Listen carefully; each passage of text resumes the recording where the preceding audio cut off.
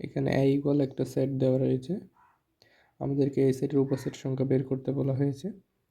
তো আমরা প্রথমে ধরে নিব এ সেটের উপাদান সংখ্যা n, অর্থাৎ এখানে আমরা দেখব যে এ সেটের মধ্যে কয়টি উপাদান রয়েছে।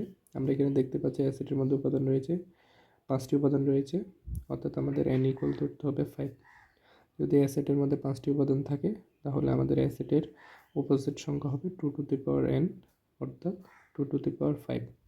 অর্থাৎ আমরা যদি 2 টু দি পাওয়ার 5 ক্যালকুলেটর হিসাব করি তাহলে মান আসবে 32, অর্থাৎ আমাদের এ সেটের উপসেট সংখ্যা হবে 32। এর পরবর্তী যে ম্যাথটা রয়েছে এখানে বলা হয়েছে a ইকুয়াল 2 3 4, অর্থাৎ আরেকটি সেট দেওয়া রয়েছে a ইকুয়াল 2 3 4। আমাদেরকে এর প্রকৃত উপসেট সংখ্যা বের করতে বলা হয়েছে। আমরা একটু আগে দেখতে পেয়েছি যে এ সেটের যে কোনো সেটের উপসেট সংখ্যা বের করার জন্য আমরা 2 টু দি পাওয়ার n একটি সূত্র ব্যবহার করেছি। তো একইভাবে আমরা প্রকৃত উপসেট বের করার জন্য আমাদের একটি সূত্র রয়েছে, সেটা হচ্ছে প্রকৃত উপসেটের সংখ্যা হবে সবসময় কোনো সেটের উপসেট সংখ্যা থেকে কম, এক কম।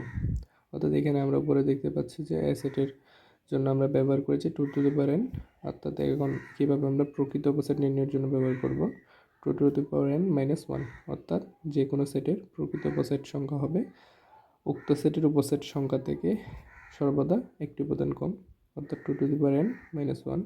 তাহলে আমরা এখানে দেখতে পাচ্ছি এ সেটের উপাদান সংখ্যা হচ্ছে 3, অর্থাৎ আমাদের এ সেটের উপসেট সংখ্যা হবে 2 টু দি পাওয়ার 3 এবং প্রকৃত উপসেট সংখ্যা হবে তা থেকে এক কম। আমরা যদি হিসাব করি তাহলে পাই 2 কিউব করলে পাওয়া যায় 8 এবং মাইনাস 1 অর্থাৎ 7, অর্থাৎ এ সেটের প্রকৃত উপসেট সংখ্যা হচ্ছে 7।